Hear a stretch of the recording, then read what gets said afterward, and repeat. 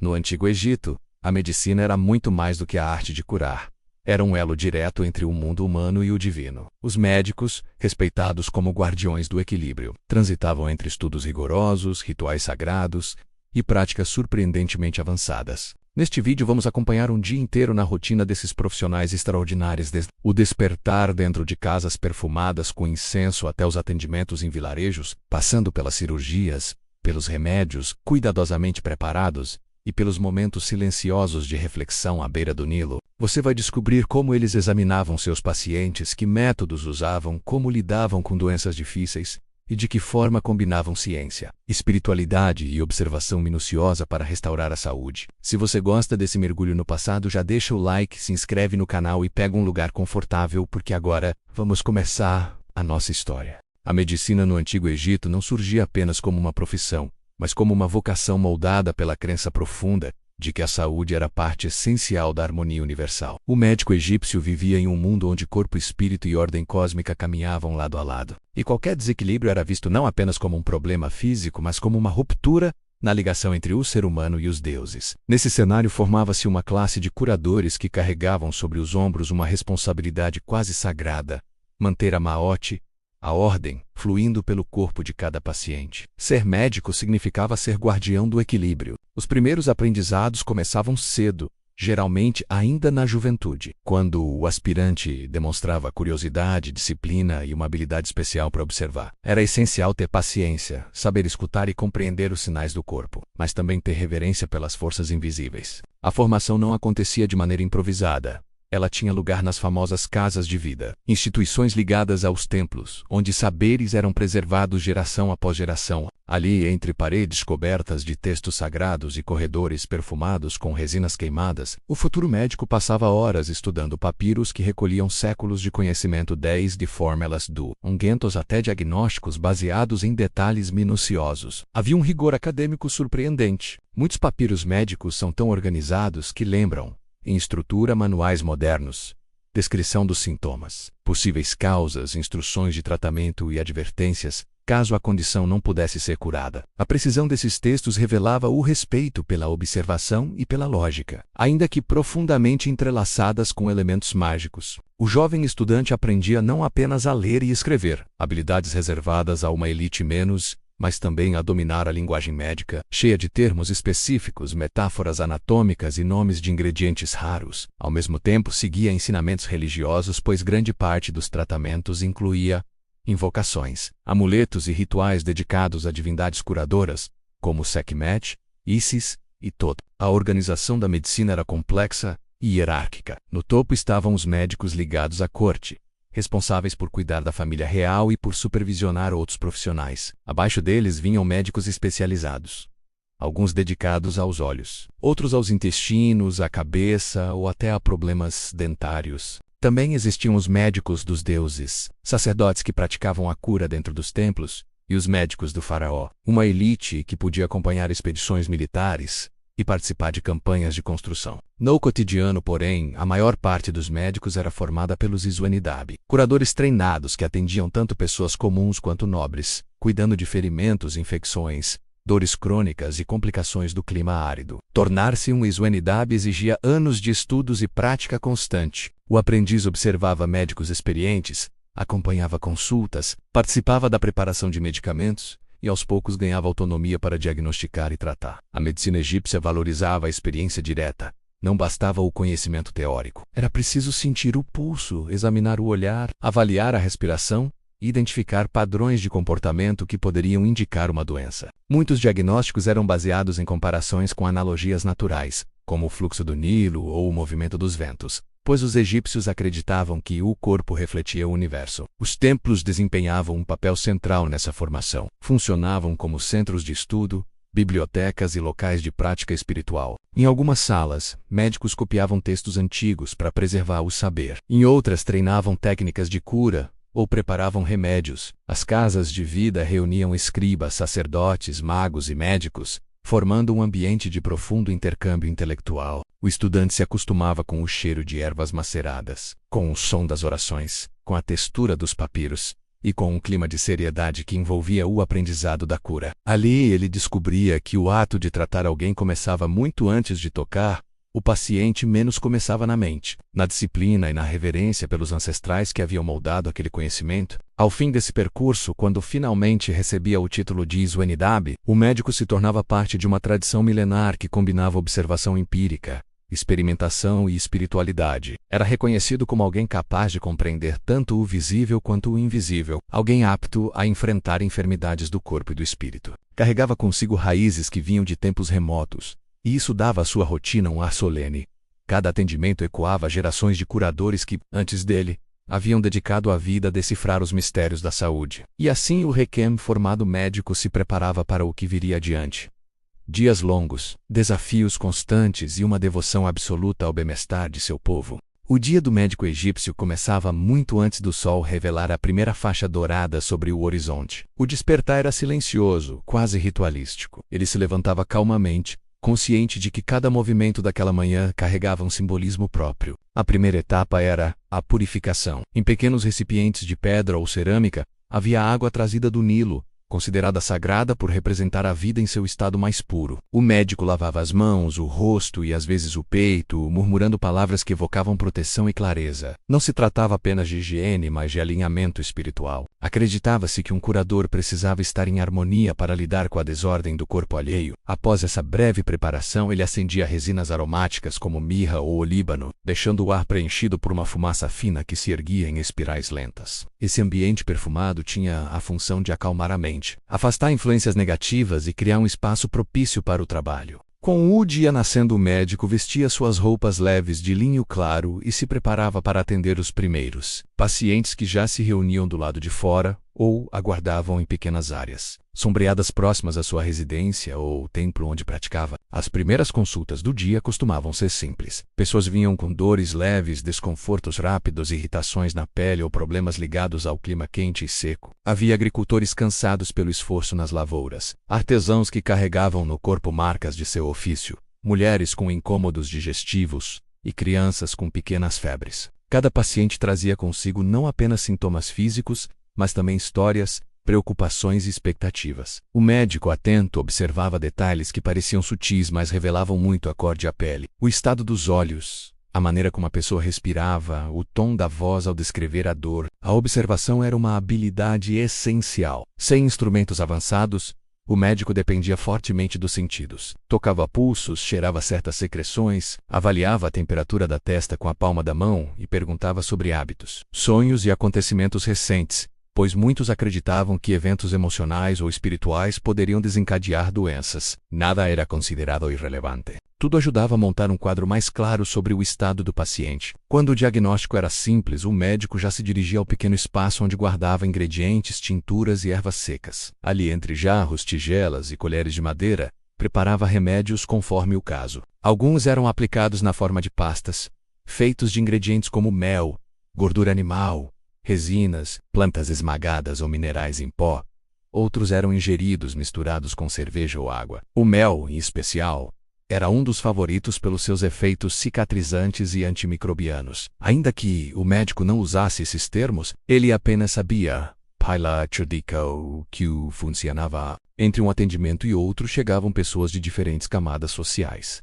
A variedade era enorme. Um escriba poderia aparecer reclamando de dores nas costas provocadas por horas curvado sobre o papiro. Uma mulher mais abastada talvez buscasse ajuda para uma gestação difícil ou para aliviar tensões causadas pelas responsabilidades domésticas. Um sacerdote poderia pedir um amuleto ou uma receita específica usada em rituais de proteção. Os meis pobres, por sua vez, vinham com feridas abertas, infecções resultantes de trabalho pesado e carências alimentares que enfraqueciam o corpo. Essa diversidade exigia sensibilidade. Nem todos buscavam o médico pelo mesmo motivo. Alguns queriam cura imediata. Outros buscavam explicações ou simplesmente alívio. Havia ainda os que desejavam uma conexão espiritual, acreditando que o médico, por estar próximo aos deuses, poderia restaurar o equilíbrio perdido. Para o curador, cada pessoa era única, e cada enfermidade precisava ser tratada com uma combinação apropriada de conhecimento, intuição e respeito. À medida que o sol subia, formando sombras mais nítidas no chão de terra batida,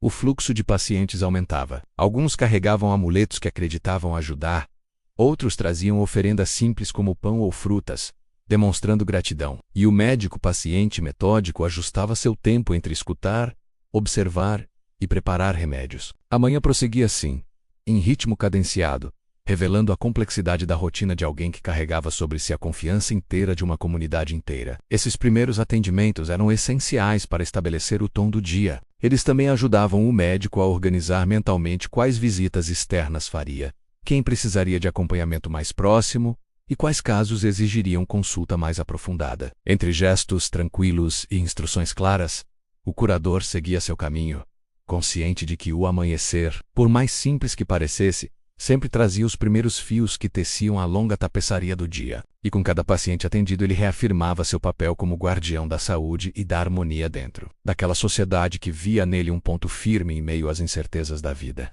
Quando a manhã avançava e os atendimentos iniciais eram concluídos, o médico se preparava para a parte mais exigente de seu dia, as visitas externas. Ele reunia seus instrumentos, pequenas facas de bronze, bandagens feitas de linho, potes com ungüentos, ervas secas enroladas em tecido, e os guardava em uma bolsa resistente. Antes do PET, verificava cada item com atenção, pois sabia que fora de sua casa ou do templo, não poderia contar com o conforto de uma mesa organizada ou de recipientes sempre ao alcance.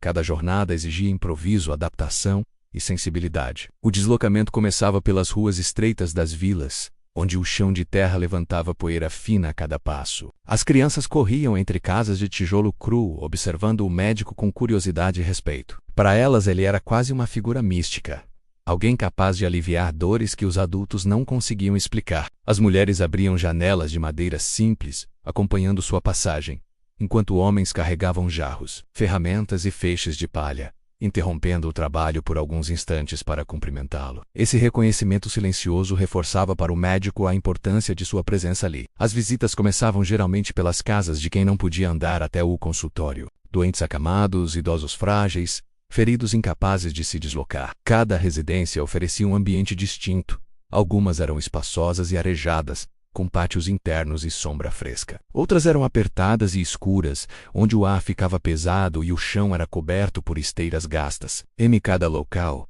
o médico ajustava seus métodos conforme as condições. Quando a casa tinha luz suficiente, examinava o paciente com mais precisão. Quando não tinha PD e lamparinas, improvisava posições, usava o próprio tato como guia. Os diagnósticos complexos surgiam justamente nessas visitas. Havia casos de febres persistentes, que não cediam com remédios comuns. Infecções profundas resultantes de ferimentos mal cuidados e doenças misteriosas, que confundiam até os curadores mais experientes. O médico precisava ouvir relatos fragmentados, familiares que tentavam explicar quando os sintomas começaram, vizinhos que observavam comportamentos estranhos e até sacerdotes que interpretavam sonhos em busca de causas espirituais. A cada palavra ele tentava montar um quadro coerente, como quem reúne peças de um mosaico delicado. Nessas casas a relação com a família era decisiva. Alguns parentes eram colaborativos, facilitando a aplicação de cataplasmas, mantendo o ambiente limpo e oferecendo informações úteis. Outros, tomados pelo medo ou pela crença em forças invisíveis, resistiam às instruções,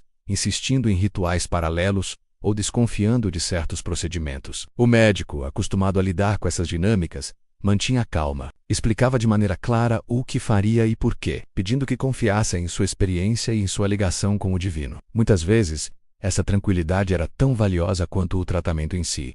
Em algumas visitas, sacerdotes estavam presentes. Eles eram guardiões da espiritualidade local e, em certas situações, intervenções médicas se entrelaçavam com práticas religiosas. Havia momentos em que o médico precisava respeitar rituais de purificação, recitar pequenas invocações, ou permitir que o sacerdote realizasse bênçãos antes do tratamento. Em casos particularmente graves, era comum combinar fórmulas de ervas com encantamentos gravados em pequenos amuletos. Mesmo quando o médico confiava mais na técnica do que na magia, ele compreendia que a fé do paciente tinha um papel crucial no processo de cura. As visitas aos campos eram diferentes e carregadas de desafios próprios. Caminhar sob o sol forte exigia resistência. O médico seguia entre plantações de cevada e linho, ouvindo o vento que dobrava os caules e carregava o cheiro da terra úmida das margens do Nilo.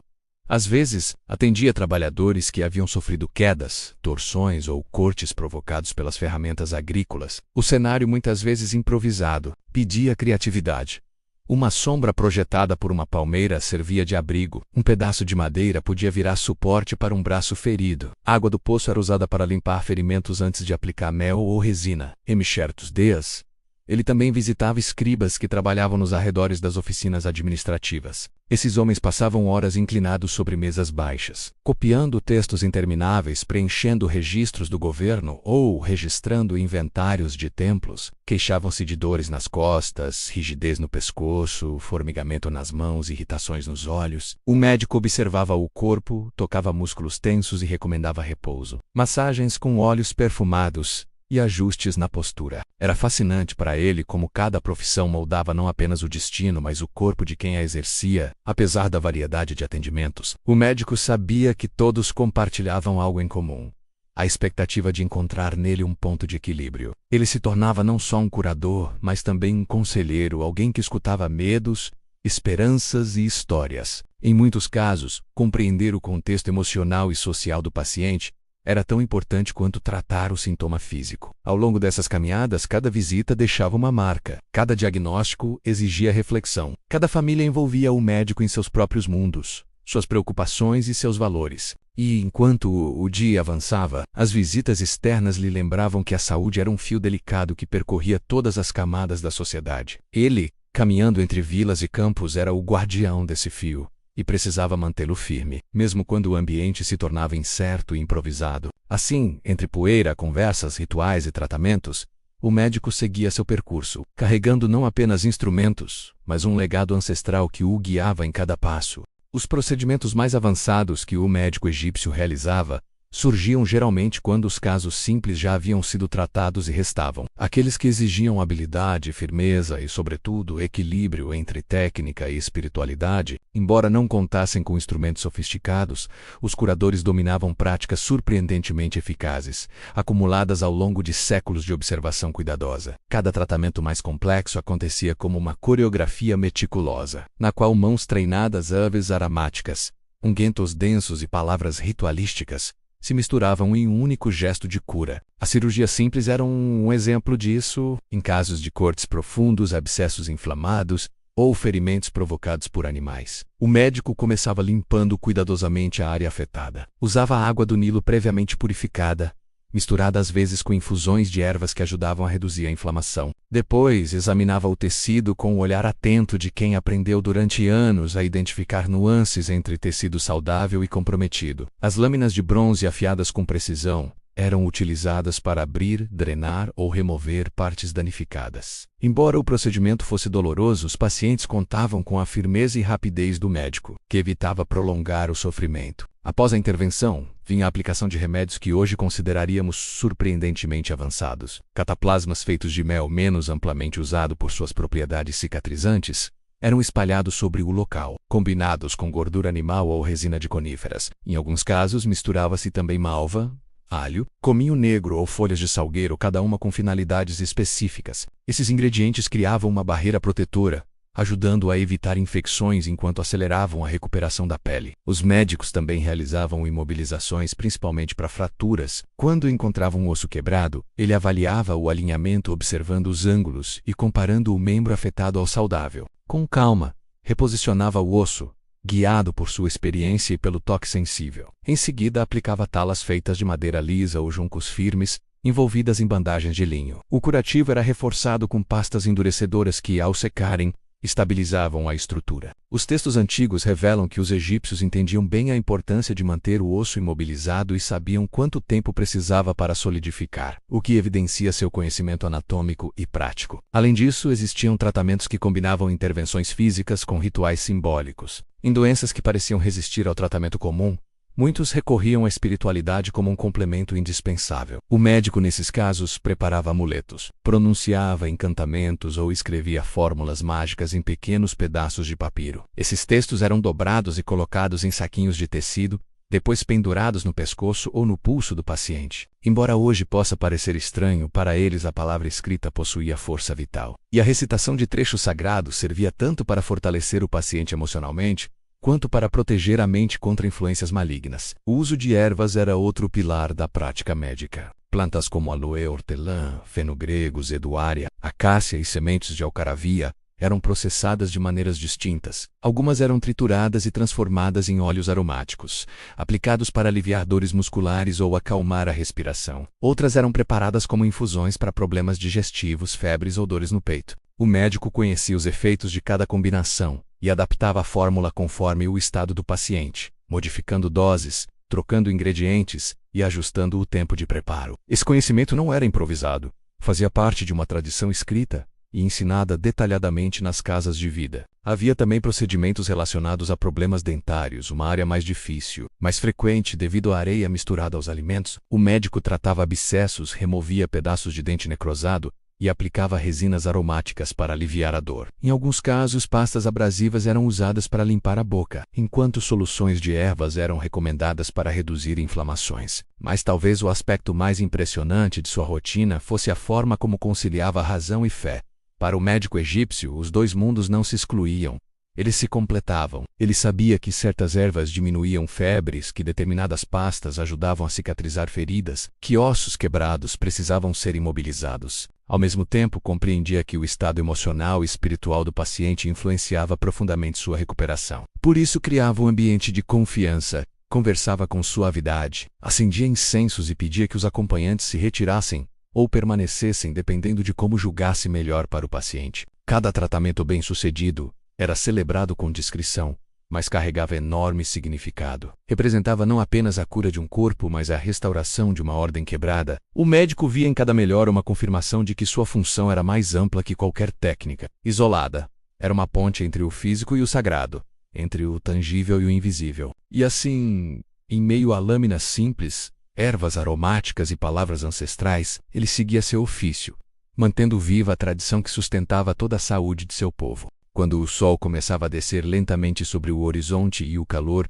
perdia sua força, o médico retornava ao templo, à própria casa, ou à casa de vida, menos dependendo de sua posição e de seus deveres naquele dia. Esse momento marcava uma transição importante do Ksivonsei para trás, as caminhadas pelos campos, os atendimentos improvisados e as urgências. E começava um período dedicado ao estudo, à escrita e ao aprofundamento de conhecimentos. Para os médicos egípcios, a prática não existia separada do aprendizado. Era essencial revisitar textos, comparar experiências e incorporar novas observações ao conjunto de saberes acumulado ao longo das gerações. O ambiente era silencioso, iluminado por lamparinas que lançavam luz amarelada sobre mesas baixas. Sobre elas repousavam papiros antigos, alguns já desgastados, contendo orientações, listas de ingredientes e descrições de sintomas que, de tão detalhadas, impressionavam até os médicos mais experientes. O curador desenrolava cuidadosamente esses rolos, passando o dedo por suas linhas e relembrando casos que havia visto ao longo do dia.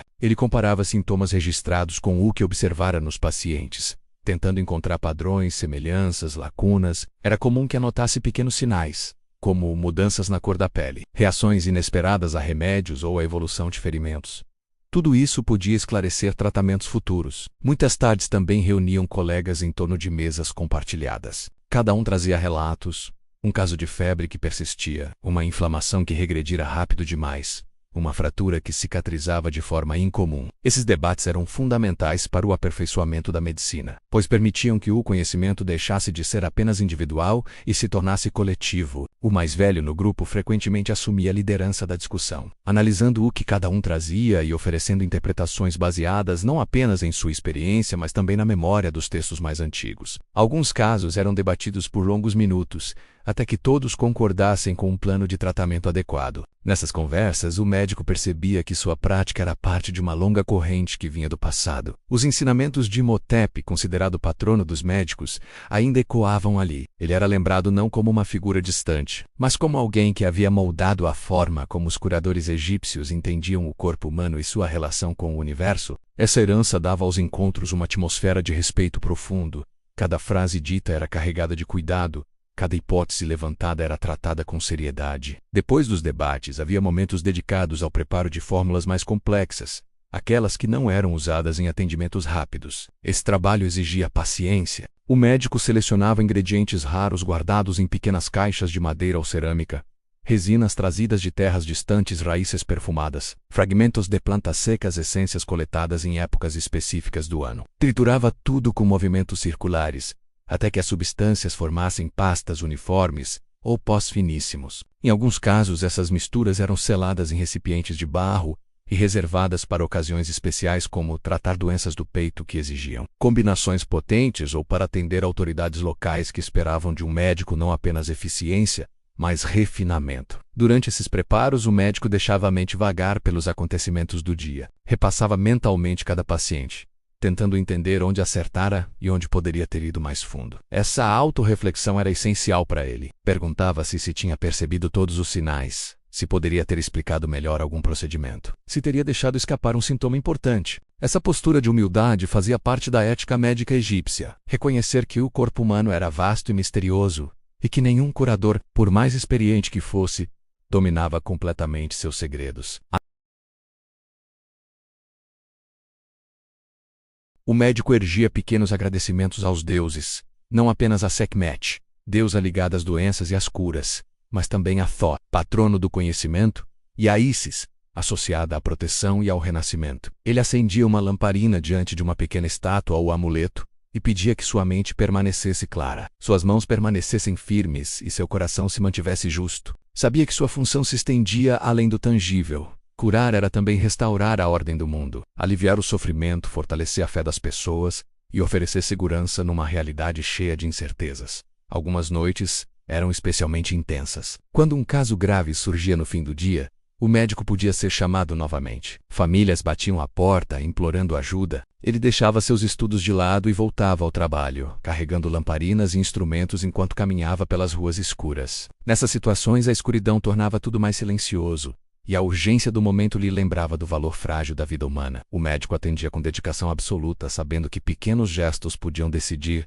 entre a melhora e o declínio. Quando finalmente retornava ao seu espaço de estudo, sentia o cansaço se misturar com uma sensação de propósito. O dia havia sido cheio de desafios, mas também de gratificações silenciosas. A cura não era garantida, e ele tinha plena consciência disso. No entanto, saber que dedicava seu tempo a aliviar dor e preservar a harmonia era suficiente para renovar seu espírito. Assim, ao fechar os papiros, apagar lamparinas e preparar-se para descansar, o médico carregava consigo a percepção profunda de que seu trabalho unia mundos distintos. O terreno e o divino, o prático e o simbólico, o humano e o eterno. Era essa união que dava sentido à sua rotina, menos uma rotina marcada por esforço, sabedoria e um compromisso contínuo com a vida em todas as suas formas. Quando a noite afinal se assentava por completo sobre a terra egípcia, tingindo de azul profundo as margens do Nilo, o médico encerrava seu percurso diário e iniciava o caminho de volta para casa. O ar, agora mais frio e leve, carregava perfumes discretos de flores noturnas e do próprio rio, que deslizava com sua corrente constante e silenciosa. Ele caminhava devagar, sentindo o cansaço acumulado nos ombros, porém acolhido por uma sensação de serenidade que sempre o visitava nesse horário. Era como se o mundo inteiro diminuísse o ritmo, permitindo que ele próprio respirasse mais fundo. Depois de um dia dedicado a tantos corpos, vozes e dores, as casas começavam a se fechar. Lanternas pendiam nas entradas e sombras se alongavam pelas ruas estreitas. Ainda assim, aqui e ali ele encontrava alguém que o cumprimentava com respeito, como se sua presença fosse lembrança viva de proteção. Para muitos, ver o médico retornar era símbolo de que a ordem estava preservada. Ele havia feito sua parte para manter a comunidade de pé, saudável e em harmonia. E essa percepção silenciosa e profunda acompanhava cada passo que ele dava. Ao chegar à sua casa, o médico deixava seus instrumentos sobre uma mesa simples e se sentava por alguns minutos, permitindo que o silêncio o envolvesse. Esse momento era quase um ritual, o instante em que ele finalmente podia esvaziar a mente das preocupações alheias e olhar para dentro de si. A lamparina acesa projetava sombras que dançavam devagar nas paredes, lembrando-lhe que o fogo, por menor que fosse, ainda simbolizava vida e continuidade. Ali sozinho ele revisava mentalmente o que havia acontecido ao longo do dia. O paciente cujo ferimento cicatrizava bem a criança, cuja febre começara a baixar, o idoso que lhe agradeceu com olhos marejados, os desafios inesperados que exigiram raciocínio rápido e confiança no próprio conhecimento. Essas memórias nunca vinham de forma neutra, cada uma carregava a emoção do momento em que ocorreu. O médico percebia que sua função não era apenas física, menos aplicar pastas, alinhar ossos, preparar infusões, mas profundamente humana. Ele lidava com o medo das pessoas, com suas esperanças e fragilidades, com histórias que se entrelaçavam à dele. E era justamente isso que tornava o ofício tão exigente. Carregar tantas vidas em suas mãos não era simples. Muitas vezes ele se sentia quase como um mediador entre mundos: o mundo dos vivos e o mundo dos deuses, o mundo da matéria e o da essência. Nas noites em que caminhava até a beira do Nilo, a sensação de responsabilidade ganhava outra dimensão. Ali, observando a água escura refletir fragmentos de estrelas, o médico recordava o que seus mestres haviam ensinado. A vida é um fluxo, e o curador é aquele que ajuda esse fluxo a seguir sem rupturas. O rio representava isso de forma perfeita, menos constante, vital, essencial. Sentado à margem, com os pés próximos à água, ele se deixava envolver pelo som suave do movimento. Havia algo profundamente restaurador naquele encontro entre silêncio e natureza. O médico refletia sobre as gerações que o precederam, homens e mulheres que antes dele observaram corpos feridos, febres persistentes, espíritos inquietos, curadores que copiaram textos, aperfeiçoaram técnicas, descobriram propriedades de plantas e deixaram registros para que os futuros médicos pudessem continuar o trabalho. Ele sentia essa linhagem pulsando dentro de si, como uma corrente que atravessava os séculos, e compreendia que, embora vivesse num mundo muito diferente daquele que existiria no futuro, suas escolhas, seus cuidados e suas dúvidas eram profundamente humanas. Tão humanas quanto seriam as inquietações dos curadores de tempos distantes. Essa percepção criava nele um sentimento de continuidade. Era como se a medicina, em sua essência, fosse um elo entre passado, presente e futuro. O desejo de aliviar o sofrimento, de restaurar a harmonia, de manter o corpo e a alma de alguém em equilíbrio, tudo isso era universal e atravessava épocas. Ele imaginava que, independentemente do tempo, sempre haveria alguém dedicado a observar sintomas, tocar pulsos, preparar remédios e buscar a cura. A forma mudaria, os instrumentos evoluiriam, mas o impulso básico permaneceria intacto. Ao retornar para casa e se deitar, o médico permitia que o cansaço fizesse seu trabalho. Sentia os músculos relaxarem, a respiração se tornar mais profunda. Antes de adormecer, porém, fazia uma última reflexão. Sabia que, ao acordar no dia seguinte, novos desafios surgiriam. Doenças desconhecidas, dores difíceis de interpretar, famílias em busca de ajuda. E mesmo assim, algo dentro dele o impulsionava a continuar. Era uma mistura de vocação, dever e fé.